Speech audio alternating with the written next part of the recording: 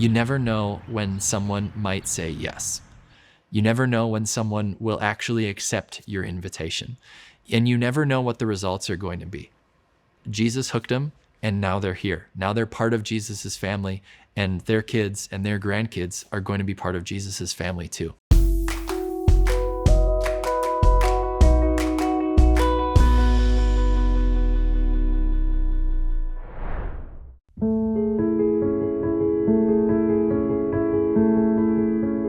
While Jill had been raised as a Christian, an unforeseen season of intense hardship caused her to doubt God. I went through a not so great divorce. And in that process, I lost many people in my family. And I was angry because that wasn't the way life was supposed to go. I was so adamant about not going to church because if God allows things like this to happen, why do I want to be a part of that? Jill remained angry at God, even when the sting of the divorce faded and she found love again with her now husband, Luke. When I wasn't in church, it was always God's fault. If God was ever brought up, it was, this is why I don't go to church. This is why I don't ask God questions. This is why I don't pray anymore. Because what good does it do? What good does it do? It doesn't do anything. But what Jill didn't realize is that one determined 90-year-old man was about to interfere. It all started on Easter in 2022. Actually, it started before that, when her husband's grandpa, who was in his 90s at the time, he kept on, maybe even in an annoying way, inviting them to church.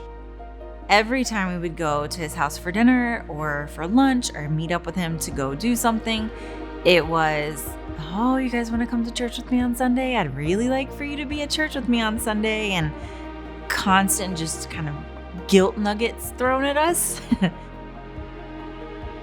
Despite proclaiming they would never set foot back into a church ever again, they realized that the invitations weren't going to stop. The couple begrudgingly accepted, on one condition: they would never return. Easter Sunday was approaching in 2022, and he was sitting down at dinner with us and said, "Can you guys please come to church with us?" And Luke finally looked at him and was like, "Papa, we'll be there. I don't want to hear anything about it. We will not be back after that. One and done. I don't want to hear anything else." And that was it. So we came to Easter Sunday service.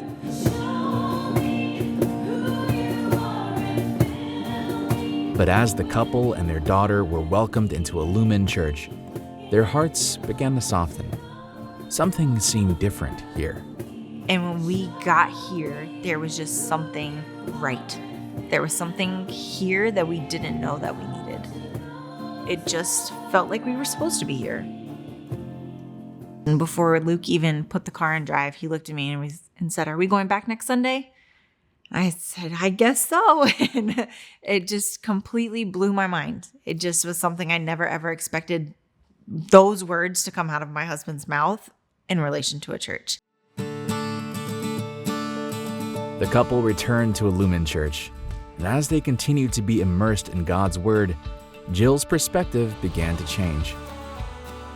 And having that church body and having that relationship with God that is in your face way more often when you're involved in a church body, it completely changes your view on things.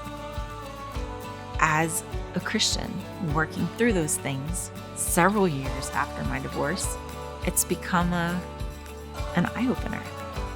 God has said, "I did this because of this," or "I walked you through this hard time by doing this." Working through those hard parts of life and looking back as a non-believer, non-practicing Christian to where I'm at now, it's eye-opening. It's comforting.